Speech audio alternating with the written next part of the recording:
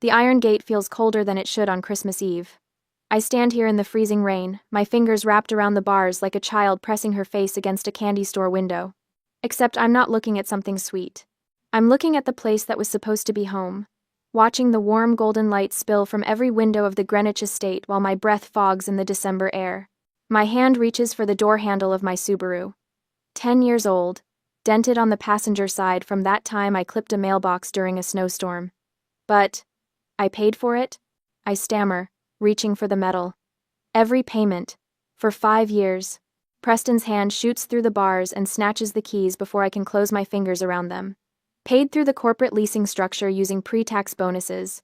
His voice is flat, businesslike, the same tone he uses when firing employees. Technically, you signed over the title to the holding company 3 years ago for tax efficiency. Remember? You no longer work for us. You don't get the perks. He turns his back. Just turns and walks away, my keys jingling in his palm like loose change. The sound fades as he climbs the front steps, and I'm left gripping my small suitcase, watching him disappear into the house without a backward glance. I should move. I know I should move. But some stupid part of me is still waiting for him to come back. 1 hour ago, I walked through those gates thinking I'd sleep in my old room tonight. Thinking maybe Christmas morning would feel normal, or at least familiar. I'd lost my PR job 3 days before the holiday when the company merged and my entire department got sliced away like fat from a roast. The severance was enough for 2 months' rent somewhere, maybe 3 if I was careful, but I needed time to figure out where that somewhere would be. I thought I had time. Instead, I walked into Kinsley's engagement party. Crystal chandeliers, a string quartet, 200 people in cocktail attire watching my baby sister show off her ring under soft romantic lighting, while I stood there in my work clothes, still damp from the subway. Preston tapped his champagne glass for silence right there in the foyer. He announced that the family trust, all $55 million of it, had been transferred entirely to Kinsley. Not split, not held for later, transferred. Final. Miranda has demonstrated a consistent pattern of professional failure, he said, his voice carrying across the marble floors. This family rewards success, not mediocrity. I begged. God, I hate remembering this part, but I begged. I asked if I could just stay for a few weeks, through the holidays, until I found a new position. I promised I'd be quiet, stay out of the way, help with anything they needed. Genevieve set down her wine glass with a sharp click. You're a burden, Miranda. We're not running a charity for failed adults. You need to leave. Tonight. The party went silent. 200 people watching me stand there with my purse still on my shoulder and my face burning. I left through the side door, grabbed the suitcase I'd packed that morning, the one I thought I'd unpack into my childhood dresser. Then, I walked to the front gate like an obedient daughter, because some habits break hard. That's where I am now, shivering. My wool coat soaking through at the shoulders where the rain finds every weak seam. The cold creeps down my spine in slow rivulets. I realize something then, standing at this gate in the dark. This is my fatal flaw. This moment right here. I'm still waiting for them to turn back. 5 minutes pass. Maybe 10. I lose track because my phone battery dies in my pocket, killed by the cold. The house lights turn off one by one. First the ballroom, then the dining room, then the upstairs bedrooms, winking out like stars at dawn. My mother's room goes dark last. I imagine her pulling the curtains closed, smoothing the duvet, settling into bed without a single thought of her daughter standing outside in sub-freezing rain. My finger hovers over the intercom button. I could buzz, could ask for just a blanket, a taxi, something. But the thought of hearing my father's voice crackle through that speaker, the satisfaction in his tone when he says no, makes my stomach twist. I grip the handle of my suitcase instead. The metal is so cold it burns. I feel it through my gloves, through my skin, straight down to the bone, but I hold on. I turn away from the gate, away from the house. Away from every Christmas morning and summer barbecue and graduation photo that happened behind those walls. Portchester is 3 miles east. I know because I used to drive past it on my way to the train station, back when I had a car, back when I had a job, back when I had a family. I start walking into the dark. The freezing rain turns the road into a black mirror reflecting nothing. My suitcase wheels catch on every crack in the pavement. Behind me, the estate disappears around a bend in the road, and I don't look back. Not once. because if I look back now, I might stand at that gate forever, waiting for someone who will never come. Portchester sits 3 miles from Greenwich, but the distance feels like crossing into another country. My feet have gone numb somewhere around mile 2. The freezing rain needles my face, and every step sends a jolt of pain through my ankles where my flats have rubbed the skin raw. The suitcase wheels keep jamming on chunks of ice, forcing me to drag it like I'm hauling a corpse. I pass a Motel 6 just after midnight. The neon sign flickers red and white, promising vacancy, and I think maybe this is where my luck turns. I still have the emergency credit card tucked in my wallet. The one Preston gave me years ago for true emergencies only. Getting locked out of your family home on Christmas Eve in sub-freezing temperatures seems to qualify. The night clerk looks half asleep behind bulletproof glass. He slides the card reader through the slot without making eye contact, and I watch the machine process for what feels like an hour. Then it beeps. Declined. Try again? My voice cracks. He swipes it twice more. Same result. Says here the card was reported stolen. He peers at his screen, then at me, his expression shifting to suspicion. About 20 minutes ago. 20 minutes. That would have been right after Preston took my car keys. Right after he walked back into the house and closed the door. My father called in a fraud report while I was walking in the rain. I leave without another word. What would I say? The clerk is already reaching for his phone, probably deciding whether to call the police about the soggy woman trying to use a stolen credit card.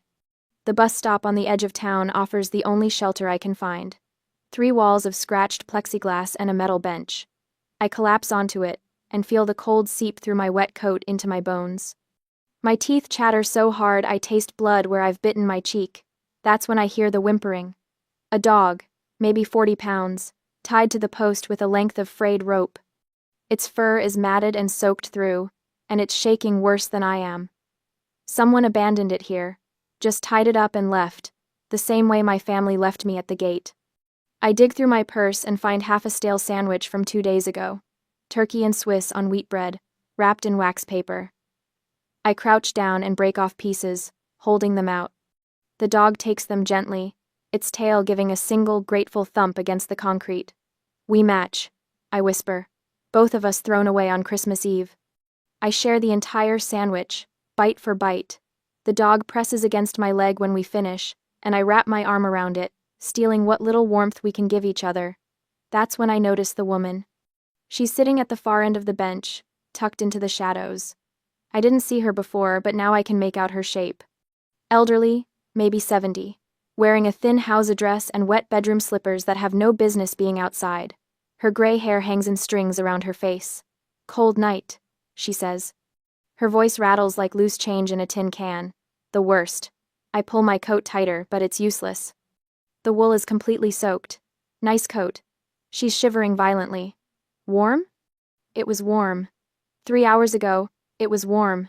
I look at her slippers, at the house dress clinging to her thin frame, at the way her lips have gone blue at the edges. I stand up and shrug off the coat.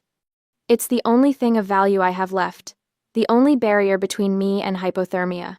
Here, I drape it over her shoulders. She stares at me like I've just handed her $1 million. You'll freeze. You'll freeze faster. I sit back down in just my blouse and slacks, and the cold hits like a physical blow. The wind cuts through the wet fabric, and I start shaking so hard my vision blurs. But watching the old woman pull my coat tight around herself, seeing some color return to her face, makes the cold feel a little less like dying. 10 minutes pass, maybe 15. I'm starting to drift into that dangerous, sleepy feeling when headlights cut through the rain. Black SUVs, 3 of them, moving in formation like a presidential motorcade. They pull up to the bus stop with military precision, and a man in a dark suit steps out holding an umbrella. Miss Morris? His voice is Irish, clipped. I'm Declan O'Connor. Miss Vance would like a word. The elderly woman stands up. She's not shaking anymore. She removes my coat, and underneath she's wearing a perfectly dry cashmere sweater. The wet slippers are gone, replaced by leather boots that appeared from nowhere. Adelaide Vance. She extends her hand like we're meeting at a country club instead of a bus stop where I just gave away my last possession. You passed. No. My brain can't process what's happening. Passed what? The test. She gestures to Declan, who escorts me toward the middle SUV. I have a talent for finding people who choose freezing over watching someone else suffer.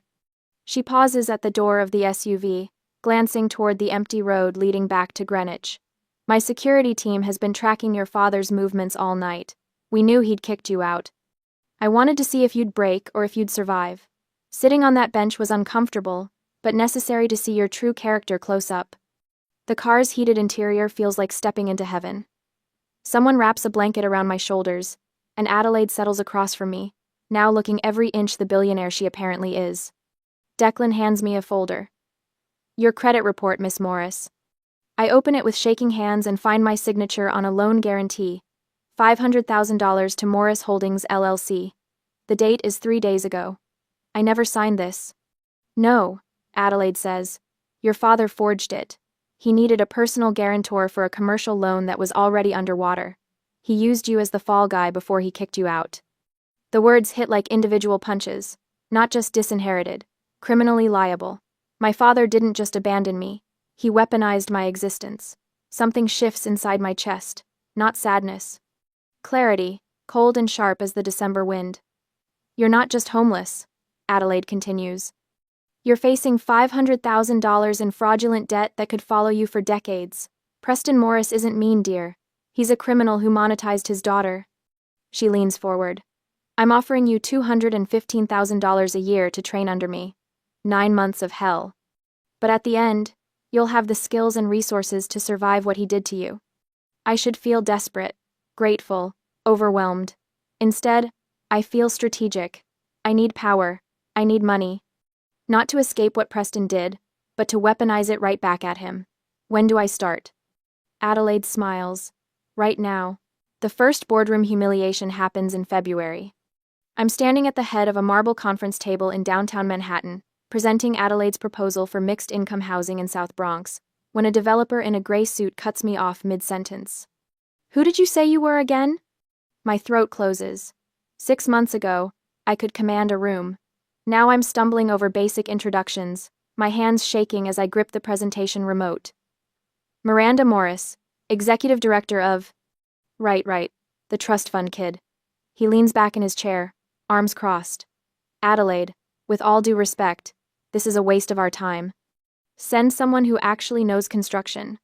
Adelaide doesn't defend me. She simply nods toward the door, and I gather my materials with burning cheeks while 12 people watch me leave like I'm a child being dismissed from the adult table. In the elevator going down, she finally speaks. How did that feel? Humiliating. Good. She presses the lobby button. Now you know what's at stake when you walk into the next one unprepared. The next morning, she hands me a stack of textbooks on forensic accounting and construction management. The pile reaches my chin. You have 3 months to master the basics, she says. After that, you'll shadow Declan on site inspections. I spend March through May drowning in load-bearing calculations and zoning ordinances. My apartment becomes a cave of highlighted pages and cold coffee. I learn to read blueprints in the dim light of 4 a.m. because that's the only quiet hour before Adelaide's car arrives at 6. The site inspections are worse. Declan hands me a hard hat and steel-toed boots on my first day at the construction site in Port Chester, the same town where Adelaide found me shivering at a bus stop 9 months ago. Keep up, he says, and walks into the mud without looking back. I learn that construction sites smell like diesel fuel and wet concrete, that contractors don't soften their language for women in pencil skirts, that my Yale degree means absolutely nothing when I can't tell the difference between rebar and conduit. By June, my hands stop looking like they belong to someone who once got weekly manicures. The calluses form slowly, earned through holding clipboards in the rain and climbing scaffold stairs in the summer heat. Adelaide assigns me Project Beacon in July. It's her affordable housing initiative, 20 units for single mothers transitioning out of shelters. The budget is tight. The timeline is impossible. The location is a forgotten lot in Port Chester that floods every time it rains. Fix it? Adelaide says, and leaves me standing in ankle-deep water with a drainage problem and 3 contractors who won't return my calls. I fix it. Not because I'm naturally gifted, but because failure means proving Preston right. I spend August learning pump systems and French drains. I negotiate with suppliers who try to overcharge me until I show them I've done my homework. I earn the respect of my crew by showing up before them every morning and leaving after they do, my rubber boots caked in the same mud that covers their work clothes. By September, we're ahead of schedule. The foundation is poured. The framing is up. I stand in what will someday be someone's kitchen and feel something unfamiliar. Pride, maybe, or just relief that I haven't failed yet. That's when Kinsley finds me. I'm inspecting the electrical rough-in on a Thursday afternoon when I hear the click of heels on plywood. She picks her way across the construction site like she's navigating a minefield, her phone already out and recording. Miranda? Her voice has that artificial sweetness she uses before drawing blood. Oh my God, is that really you? I'm wearing muddy jeans and a flannel shirt. My hair is pulled back in a ponytail that hasn't seen a salon in 9 months. My boots are covered in clay that won't come off no matter how hard I scrub. She circles me with her phone camera. This is so sad. My sister used to work in PR, and now she's literally digging ditches. She zooms in on my boots. The Morris legacy, everyone. How embarrassing. I should say something sharp, should defend myself, but the old instinct kicks in, the one that kept me silent through years of her casual cruelty, and I just stand there while she gets her footage. She posts it before she even leaves the site. By the time I'm back in my truck, my phone is exploding with notifications. The post has already been shared 200 times among Greenwich social circles. The comments roll in like punches. She really fell from grace. Imagine losing everything and ending up here. This is what happens when you disappoint your family. I sit in the truck with mud tracked across the floor mats and feel the shame creep up my neck like a rash. This is exactly what Preston predicted, that I'd fail, that I'd embarrass the family name, that I was always meant to be discarded. My phone rings. Adelaide. I saw the post, she says. I'm sorry. I'll figure out how to... Come to my office. Now. I drive to Manhattan expecting to be fired. Instead, Adelaide is sitting at her desk with Declan, both of them studying Kinsley's Instagram on a laptop screen. This is actually perfect, Adelaide says. I must look confused because Declan smirks. You're a PR executive, Miranda. So do PR. They're right. I spent 5 years crafting narratives for corporate clients. I know how to spin a story. More importantly, I know exactly how to make Kinsley look like the villain she actually is. I spend that evening filming a response video. Not in my apartment where the lighting is soft and forgiving, but back at the construction site, standing in the same mud where Kinsley ambushed me. My boots are still dirty, my flannel is still wrinkled, but my voice is steady. My sister is right. I'm not in PR anymore. I'm building affordable housing for single mothers, 20 families who need a safe place to raise their children. I turn the camera to show the framed building behind me. This is Project Beacon.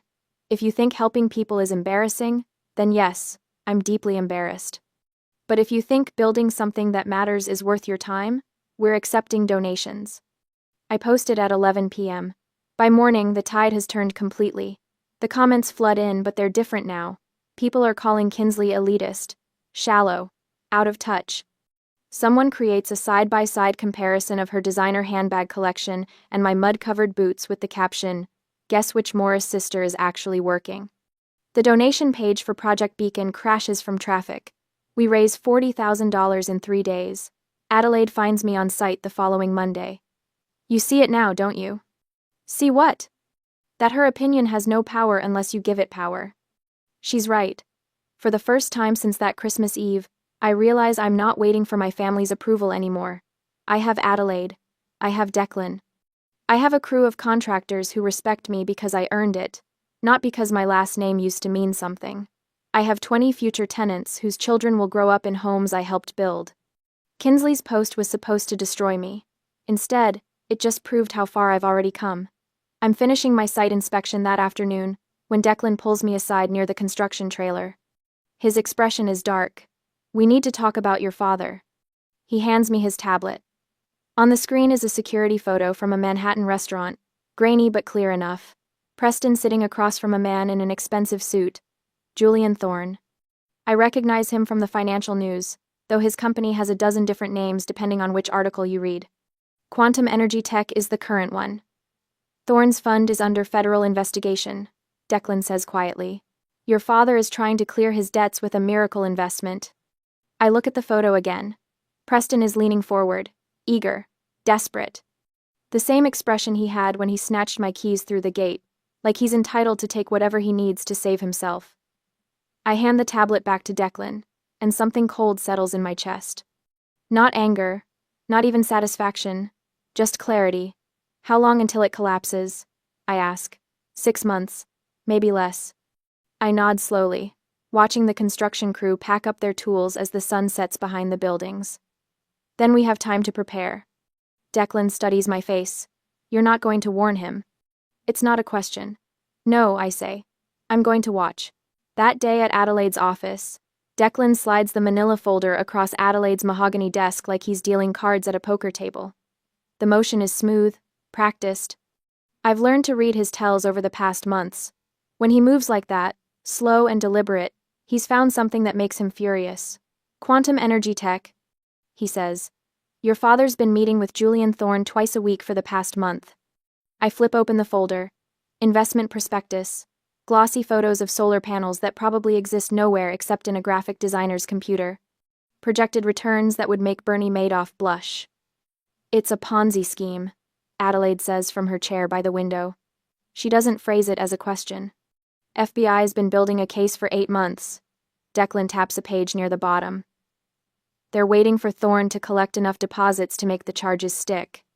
Maybe another 2 months before they move. I study the minimum investment requirement. $500,000, the exact amount Preston owes on the loan he forged in my name, plus interest. The math is too clean to be coincidence. He's desperate. I close the folder. He thinks this is his way out. We could warn him. Adelaide's voice carries no conviction. She knows what I'm about to say. If we warn him, he'll know we've been watching. He'll scramble. Might even try to implicate me further in his debt. I stand, walk to the window. Below, construction crews are framing the final building of Project Beacon.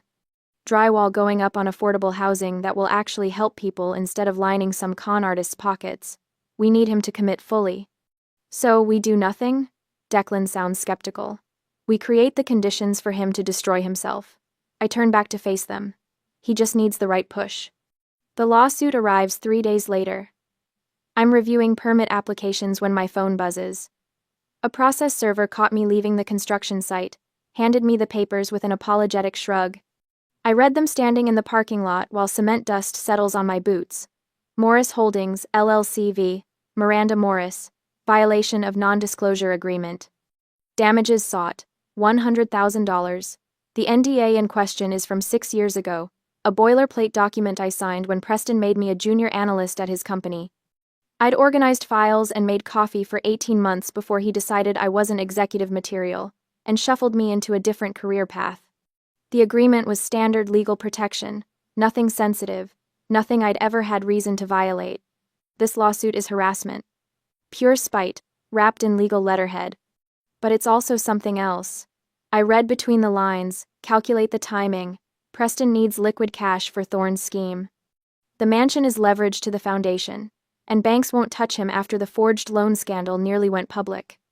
This lawsuit isn't about justice. It's about extracting money from the only source he has left, his daughter's new salary. I drive straight to Adelaide's estate. She reads the complaint twice, her expression hardening. This is extortion, she says finally. It's desperation disguised as power. I sit across from her, my hands steady on my knees. He needs $100,000 to complete his buy-in with Thorne. The mansion equity gets him to $400,000. This lawsuit covers the gap. You want to settle. Adelaide doesn't sound surprised. Immediately. No negotiations. Full amount. Declan looks up from his laptop where he's been researching the claims. That makes you look weak. Your father will think he can squeeze you anytime he needs cash. Good. I meet his eyes. Let him think that. Understanding dawns across Adelaide's face. She sets down the papers, leans back in her chair. A smile touches the corner of her mouth, the kind you'd see on a chess master who's just spotted checkmate in 6 moves. You're handing him the rope, she says. I'm handing him exactly enough rope. I pull out my phone, start drafting an email to my lawyer. He thinks I'm paying because I'm terrified, because I know my place. But what I'm really doing is ensuring he has no excuse not to invest every penny he can scrape together. The settlement conference happens in a gray corporate office that smells like old carpet and desperate attorneys. Preston arrives with Genevieve and their lawyer, a tired man who looks like he's regretting his retainer agreement. They're dressed for battle. Preston in his power suit, Genevieve in pearls that probably cost more than my monthly rent used to. I wear mud-stained work pants and a Project Beacon polo shirt. Came straight from the construction site without changing. The contrast is deliberate. Preston's lawyer starts with the usual posturing. Violation of trust, damage to company reputation, the sanctity of binding agreements. I let him talk for exactly 4 minutes before I interrupt. We'll pay the full amount. Today. The room goes silent. Preston's lawyer blinks twice, like he's misheard. You're not going to negotiate? Preston sounds almost disappointed. He'd been gearing up for a fight, probably had a whole speech prepared about family loyalty and respect. No point. I sign the settlement agreement without reading it. My own lawyer shifts uncomfortably beside me, but he's been briefed. He knows this is strategy, not surrender. Transfer the funds this afternoon. I stand to leave. Genevieve is staring at me with something between confusion and contempt. She'd expected tears, maybe begging. Instead, I'm checking my phone for messages from the site foreman. Smart choice, Miranda. Preston's voice follows me to the door. Maybe you're finally learning how the world works. I pause, turn back, let myself look directly at him for the first time since we sat down. My expression is calm, neutral. The face I've practiced in the mirror for situations exactly like this. Sometimes the best move is no move at all, I say. His brow furrows slightly. He doesn't understand. That's fine. He will. Back in my car, I sit in the parking garage for a full minute before starting the engine. My hands aren't shaking. My breathing is steady. 10 months ago, I would have been crying right now, devastated by their contempt, crushed by this public humiliation. Instead, I feel nothing but cold clarity. I text Declan. It's done. Money transfers in 3 hours. His response comes immediately. Thorne's office confirmed Preston has an appointment tomorrow morning. Wire transfer scheduled for tomorrow afternoon. I allow myself a small smile. The pieces are moving exactly as predicted. Preston gets his settlement money by dinner. Combines it with the high-interest hard money loan he took against the mansion last week. The one with the immediate foreclosure clause buried in Section 14 of the contract. Declan found that detail yesterday, highlighted it in yellow. By tomorrow night, Preston will have dumped everything into Julian Thorne's investment fund. Everything. The house, the settlement, probably Genevieve's jewelry, if he can liquidate it fast enough, and in about 8 weeks, the FBI will freeze every asset Thorne controls. I pull out of the parking garage into afternoon traffic. My phone buzzes with a text from Kinsley, posted to her Instagram story 10 minutes ago. Sister paid up without a fight. Guess she finally knows her place. Some people are born leaders, others are born followers. Family hierarchy. Know your worth. The post already has 3,000 likes. Comments flooding in from Greenwich Society, people I used to know. They think they're watching my humiliation. They have no idea they're watching me hand my father the shovel he'll use to bury himself. I just handed them the shovel. All of them. And they're so eager to start digging they can't see the ground crumbling beneath their feet. The trap is armed. Now I just wait for it to spring. The call comes on a Tuesday morning in late November, a month after I handed Preston that settlement check. I'm reviewing architectural plans for Project Beacon's second phase when my assistant knocks. Miss Morris, your family is in the lobby. They don't have an appointment. I glance at Declan, who's leaning against my office doorframe. His expression doesn't change, but I catch the slight lift of his eyebrow. We both know what this means. The FBI raided Quantum Energy Tech this morning, he says quietly. Confirmed Ponzi scheme. Assets frozen. There it is. The trap. Sprung exactly as predicted. Send them up, I tell my assistant. I don't stand when they enter. That's the first thing Preston notices. I can see it register on his face, the shock that I'm not jumping to greet him, not offering coffee, not smoothing over the awkwardness with nervous chatter like I used to. They look terrible. Preston's shirt is wrinkled, missing a button at the collar. Genevieve's makeup is smeared under her eyes. Kinsley's hair, usually flat-ironed to perfection, hangs limp and unwashed. Miranda. Preston's voice cracks on my name. We need to talk. Family business. I gesture to the chairs across from my desk. They sit. I wait. There's been a misunderstanding with an investment. Preston starts. His hands shake as he grips the armrests. A temporary liquidity issue. The hard money loan on the house has an acceleration clause, and we need bridge financing. $3,500,000. Just for 30 days until we can restructure. I let the silence stretch. 5 seconds. 10. Preston's jaw tightens. We're family, Genevieve adds. Her voice is thin, reedy. You have resources now. Adelaide Vance's resources. Surely the foundation can. The Vance Foundation, I interrupt, is a charitable organization with a fiduciary duty to serve its mission. I cannot authorize personal loans to family members using donor funds. Don't give me that corporate double talk, Preston snaps. Some of his old authority surfaces, that edge in his voice that used to make me flinch. You're the incoming CEO. You have discretion. You could help us if you wanted to. Could I? I lean back in my chair. Walk me through the math, Dad. You took the $100,000 from our settlement and invested it with Julian Thorne. You also took out a hard money loan against the Greenwich house. What was the interest rate on that loan? His face goes pale. 18%, I continue, with an immediate foreclosure clause upon default.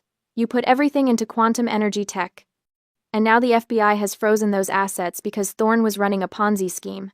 How much of the house payment did you miss? We can fix this, Genevieve whispers. We just need time. You thought I settled that lawsuit because I was weak. I keep my voice level, almost gentle. You thought I paid you that money because I was terrified of you. Because I knew my place.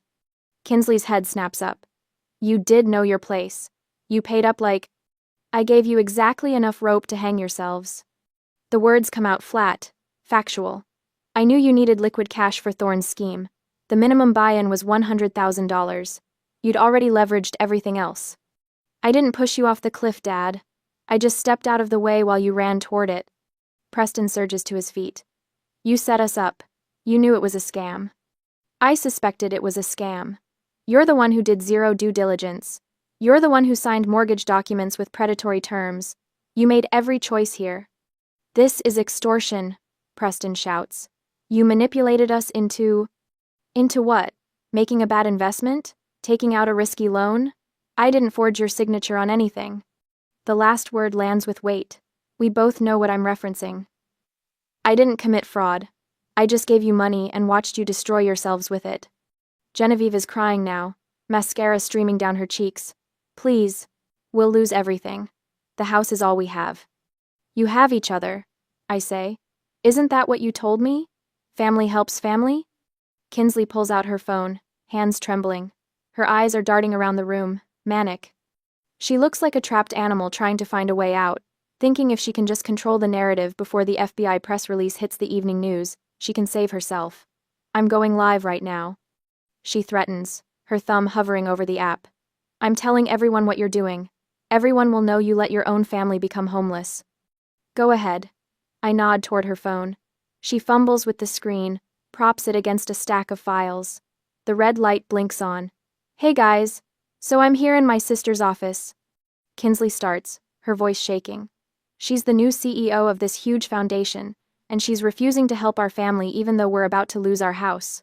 She has millions of dollars and she won't. Declan steps forward and places a manila folder on my desk. I open it, though I already know what's inside. Screenshots. Dozens of them. Kinsley's old Instagram posts about me. The construction site photo. Comments calling me pathetic, a failure, an embarrassment to the Morris name. And behind those, more screenshots. Direct messages from Kinsley to her friends, laughing about how they'd bled Miranda dry with the lawsuit. How stupid I'd been to pay up so easily. Your followers might be interested in some context. I say quietly. About how you spent the last year mocking me online. About how that settlement you celebrated was intended to fund a Ponzi scheme. Kinsley's face goes white. She grabs for her phone, but the damage is done. The live stream is already filling with comments. I can see them scrolling past on her screen before she kills the feed. Preston tries one last time. He doesn't shout now. His voice is small, broken. You're my daughter. I was your daughter. I correct. Christmas Eve, Outside the gate. That's when I stopped. We made mistakes, Genevieve whispers. Parents make mistakes. You didn't make a mistake. You made a choice. You chose Kinsley. You chose the money. You chose to lock me out in freezing rain after forging my name on a loan document. Those weren't mistakes. Those were decisions. The silence that follows is thick and heavy. Preston's shoulders sag. All that arrogance, that absolute certainty that he was entitled to my help, crumbles into something pathetic and desperate. The foreclosure proceedings start in 72 hours, Declan says from the doorway. You should consult with a bankruptcy attorney. They leave without another word. Preston can't even look at me. Genevieve stumbles, and Kinsley has to steady her. Through my office window, I watch them cross the parking lot to a dented sedan, nothing like the Mercedes they used to drive. Within hours, Kinsley's Instagram explodes. Not with sympathy. With rage. People dig up every cruel post she ever made about me. Screenshots of the settlement celebration circulate with hashtags about karma and schadenfreude. By evening, Greenwich society groups are buzzing. The Morris family isn't just broke, they're pariahs. The house forecloses within a week. I don't attend the auction. Declan sends me a photo, though. The estate I grew up in, empty and dark, with a bank seizure notice on the door. They scatter after that. Different cheap apartments in different towns. Kinsley moves in with a friend from college. Preston and Genevieve rent a one-bedroom in Stamford, sleeping on a pull-out sofa because they can't afford furniture. I feel nothing when I hear these details. Not satisfaction, not guilt. Just a vast, clean emptiness where my family used to live inside my chest. The ballroom doors of the new Vance Foundation headquarters slide open with a whisper, revealing 200 guests in evening wear. Project Beacon's grand opening. Christmas Eve. Exactly 1 year since I stood outside those iron gates with nothing but a suitcase and frozen fingers. I smooth the charcoal silk of my dress, feeling the weight of Adelaide's emerald pendant at my throat. It belonged to her mother. She clasped it around my neck an hour ago without ceremony, just a brief squeeze of my shoulder that said more than words could. You've done something remarkable here, she says now, standing beside me as we survey the crowd. 76 years old and sharper than anyone half her age. 40 families housed, employment programs running, and you managed it under budget. Through the floor-to-ceiling windows, I can see the completed housing complex. Lights glowing in every unit, families unpacking boxes, children running through hallways. The single mothers I worked alongside for 9 months, the ones who taught me that dignity isn't inherited, it's built with your own hands in the mud. Declan appears at my elbow, his expression carefully neutral. We have a situation at the entrance. I know before he says it. Some part of me has been waiting for this all night. The Morris family attempted to enter without invitations. They're claiming they're here to network with potential donors. His mouth tightens. Your father is wearing a suit that's seen better days. Your mother keeps adjusting her coat. Your sister is filming the whole thing. And I informed them they're on the permanent exclusion list. He hands me 3 vouchers, the paper crisp between my fingers. I offered them these. Soup kitchen, 3 blocks south. Open until 10. The only help Miss Morris is willing to offer. I take the vouchers, feeling their weight. Not much, just enough. Adelaide touches my arm. You don't have to see them. But I do. Some part of me needs to look through that glass one final time. I walk to the mezzanine overlook.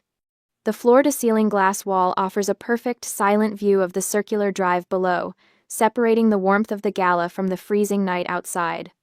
Preston stands under the portico lights, his shoulders hunched against the cold. Genevieve clutches her purse like it might fly away. Kinsley holds her phone at arm's length, trying to get the building in frame, probably preparing some post about being wrongfully excluded. They look small from up here, ordinary. Just 3 people who made bad choices and are living with the consequences. Preston sees me. He looks up, locking eyes with me through the thick, soundproof glass. His face shifts, and he pushes forward, but Declan steps smoothly into his path. I watch my father's mouth move, see him gesture emphatically. Then he points up at me, and his expression crumbles into something that might be desperation or might be rage. Hard to tell from this distance. His lips form words I can read even through the glass. Your mother would want. I don't turn away dramatically. I simply step back from the window, letting the heavy velvet curtains obscure his view of me. I turn toward the warmth and light, and 200 people who chose to show up tonight because they believe in what we've built. Through the glass, I catch one last glimpse of Declan handing Preston the vouchers. I see my father crumple them in his fist. I see Genevieve pull her coat tighter as freezing rain begins to fall, the same December storm that seems to come every year like clockwork. They turn away into the cold night. Into the dark, into whatever comes next for people who mistake their children for ATM machines. I don't feel anger, don't feel satisfaction, don't feel much of anything except the pleasant weight of Adelaide's necklace and the warmth of the room at my back. Miss Morris? One of the Project Beacon mothers approaches with her daughter, a gap-toothed 6-year-old in a velvet dress. We wanted to thank you. Maya starts at her new school in January. I kneel down to the girl's level. This child who will grow up in a warm home because 40 people decided to build something better. You're going to do amazing things. Later, after the speeches and champagne toasts, I stand alone on the balcony with my glass. The housing complex spreads below, every window glowing gold against the December dark. Families visible in snapshots through curtains. A woman stirring something on a stove, a man lifting a toddler overhead. Teenagers sprawled on a couch watching television. They took my keys. I built an empire. They wanted me frozen out. I learned to generate my own warmth. The glass in my hand catches the light.